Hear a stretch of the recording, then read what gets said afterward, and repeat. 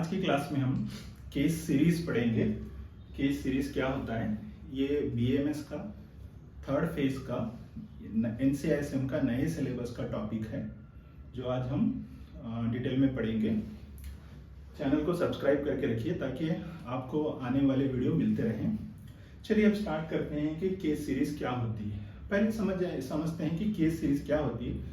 मान लीजिए आप एक मेडिकल प्रैक्टिशनर हैं, आप डॉक्टर हैं, आपके इलाके में सडनली कुछ नए लक्षण लेके या सिम्टम लेके मरीज आना स्टार्ट हो गए, तो आपने उस मरीजों को देखा, उन लक्षणों को, उनका जो है पूरा रिकॉर्ड बनाया कि क्या क्या लक्षण आ रहे हैं, किस तरह से बीमारी आ रही है, बुखार आ रही है, पेट दर्द है, कहीं रैशेस आ रही हैं, जो भी हो रहा है आप उसको एक सिम्टम बनाएं। उसके बाद में आपने उनकी कुछ जांच की, उसके बाद में आपने कुछ इलाज दिया उनका, और उनका क्या आउटकम आया, ये सभी का जो आपने इसको दस्तावेज बनाया।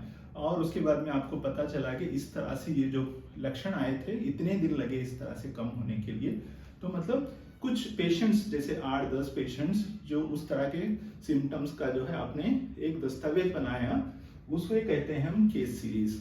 मतलब सिंपल बात में कुछ अनोखी चीजें, कुछ अनोखे बीमारी या कुछ अनोखा इलाज जो कुछ लोगों में देने पर किस तरह से आउटकम आया, उसको दस्तावेज बनाकर, उसको रिपोर्ट बनाकर सबमिट करना ही होता है केस सीरीज।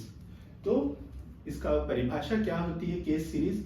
केस सीरीज एक डिस्क्रिप्टिव स्टडी है, मतलब इसको डिस्क्राइब किया जाता है सिर्फ देखकर कि डिस्क्रिप्टिव डिजाइन होता है। इसमें ग्रुप्स ऑफ पेशेंट ले जाते हैं छोटे ग्रुप में, जैसे 5 पेशेंट, 10 पेशेंट, से group of patients similar diagnosis, एक तरह की बीमारी को डायग्नोसिस किए हुए या एक तरह का ट्रीटमेंट आउटकम, और जिसको documented, analysed, highlight important features.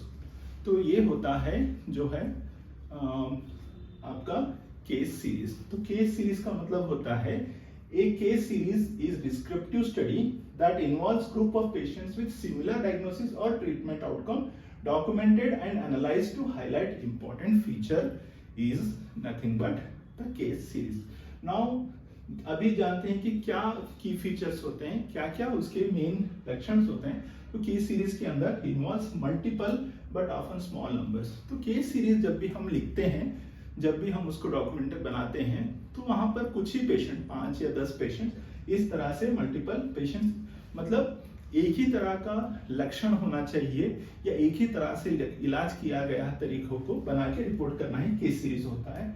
दूसरा है नो कंपैरिजन। यहाँ पर कोई प्लेसिबो या कोई स्टैंडर्ड ड्रग से कंपैरिजन नहीं किया जाता, ये होता है नो कंपैरिजन। तीसरा है describe clinical presentation, management outcomes. तो ये क्या करता है? डिस्क्राइब करता है, बताता है जो क्लिनिकल प्रेजेंटेशन, मतलब आपके क्लिनिक में कैसे पेशेंट्स प्रेजेंट कर रहा है, कैसे मैनेजमेंट हो रहा है, कैसे इलाज हो रहा है, क्या उसका नतीजा निकला है, ये सभी को डिस्क्राइब करना ही इस केस सीरीज का मेन लक्षण होते हैं।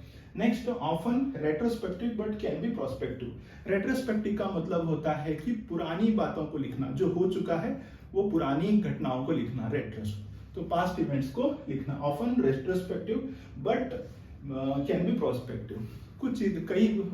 मोस्टली ये रेट्रोस्पेक्टिव होता है, पुरानी घटनाओं को लिखी जाती है, बट रेयरली फ्यूचर में होने वाले प्रोस्पेक्टिव को भी यहाँ पर दर्ज किया जाता है।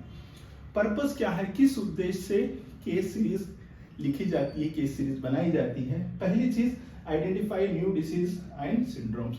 अगर आपको कुछ नई बीमारी का पता लगा या कुछ सिंड्रोम्स का पता लगा, तो उसको दूसरों के साथ शेयर करने के लिए केस सीरीज लिखी जाती है, ताकि कुछ ऐसे मरीजों में इस तरह के लक्षण नजर आए। Describe rare and unusual clinical features, मतलब जो नॉर्मल नहीं होकर कुछ अनयूजुअल हुए, कुछ अलग चीज है, उसको जो है क्लिनिकल फीचर्स को एक्सप्लेन करने के लिए, रेयर चीजों के लिए ये इसको डॉक्यूमेंटेशन बनाया जाता है। और documents outcomes of novel treatment.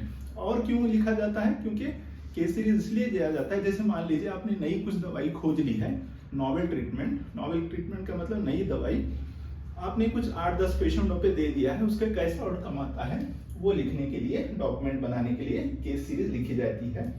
Generate hypothesis for future studies. तो ये क्या होता है कि ये जो है फ्यूचर्स के स्टडीज के लिए जो है हेल्प करते हैं। जैसे मान लीजिए आपके पास कोई पेशेंट 8-10 पेशेंट या आपने आपके इलाके के कुछ पेशेंट्स आए हैं, आपको पता लगा कि इस तरह से जो है आपने हिस्ट्री लिया, आपको पता लगा कि इस तालाब से पानी पीने के बाद में बीमार है। तो यहाँ पर क्या होता है, ये हाइपोथेसिस बनाने के लिए, परिकल्पना करने के लिए, क्या उसी तालाब से पीने की वजह से इस तरह से लक्षण आए पानी पीने की वजह से, तो ये फ्यूचर स्टडीज के लिए हेल्प करता है केस सीरीज। अब हम एग्जांपल्स ले लेते हैं। Example, reporting outcome of 10 patients treated with a new Ayurvedic herbal formulation for psoriasis. जैसे मान लीजिए पेशेंट्स जो है एक 10 पेशेंट सोरियासिस के हैं, आपने कुछ नई हर्बल कोई दवाई दी है, कई नई कुछ आयुर्वेदिक मेडिसिन दिया है जो पहले नहीं दी गई, उसके बाद में पेशेंट्स को कितना रिलीफ मिला, आपको एक सरप्राइजिंग रिजल्ट मिला है जो आप दूसरों को बताना चाहते हैं। तो इस तरह से केस सीरीज लिखी जाती है, ताकि मैंने जो है इस तरह के लक्षण थे, ये प्रॉब्लम थी, मैंने ये दवाई दी तो इतने दिनों में कम हो गया। तो इस तरह से reporting outcome of 10 patients treated with new Ayurvedic herbal formulation, तो फॉर्मुलेशंस के वो सोरियासिस, तो ये एक उदाहरण है। नेक्स्ट है इसके क्या फायदे हैं, केस सीरीज क्यों लिखी जाती है, इसका क्या उद्देश्य है, क्यों क्या इसके फायदे हैं। ये इजी होता है और इनएक्सपेंसिव टू कंडक्ट, बहुत आसान इजी रहता है लिखना और महंगा नहीं रहता है। दूसरी चीज, useful for early recognition of new condition. ये क्या फायदा है इसका कि ये बहुत जल्दी पहचानने के लिए और न्यू कंडीशन जो भी बीमारी आ रही है जो है ये यूजफुल होता है जल्दी से जल्दी जानकारी हासिल करने के लिए। Help to share clinical experience, आपके पास जो क्लिनिकल कंडीशन जो बीमार के लक्षण मिले हैं वो दूसरों को बताने के लिए काम आता है। नेक्स्ट है लिमिटेशंस, इसके अंदर क्या कमियां होती है केस सीरीज को आप जब भी रिपोर्ट करते हैं। तो एक कमी होती है कि इसमें कंट्रोल ग्रुप नहीं लिया जाता, कंपैरिजन। जैसे मान लीजिए आपने एक दवाई दी है, उसके साथ प्लेसिबो दिया है, कुछ शुगर पिल मान लीजिए, तो क्या उसमें दोनों में क्या फर्क है, यहाँ पे ये चीज नहीं होती है। स्टैंडर्ड ट्रीटमेंट दिया है पहले से जो चल रहा है आपका जो है, इसको यहाँ कंपैरिजन नहीं रहता है, no control comparison. High risk of bias, chances हो सकता है कि यहाँ गलती हो जाए या एक साइज रिजल्ट आ जाए। और नेक्स्ट होता है कैनॉट एस्टेब्लिश कैजुअलिटी, आप नहीं बता सकते कि आपकी ही ये कारण और कार्य यही है, जैसे आपकी दवाई ही के वजह से ही इनको पेशेंट को आराम मिल गया। हो सकता है कि वो लोगों ने पथ्य किया हो सकता है कि उस चीज को रोक दिए होगा जो कारण है। तो इस तरह से आप कैनॉट एस्टैब्लिश कैजुअलिटी, आप नहीं बता सकते इसी कारण के मेरे दवाई की वजह से ही ठीक हो गया।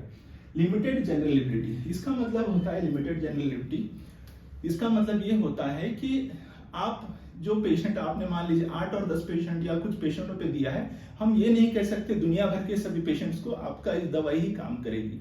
सिर्फ केस सीरीज के जरिए से आप नहीं कह सकते कि जो है आप 8-10 पेशेंटों में जो रिजल्ट आया है पूरी दुनिया भर के सभी मरीजों पे आएगा। तो ये होता है लिमिटेड जनरलिटी। तो ये है छोटी सी जानकारी जो केस सीरीज के बारे में। अगर आपको अच्छा लगा तो इसको सब्सक्राइब करिए, लाइक करिए और शेयर करिए। Thank you.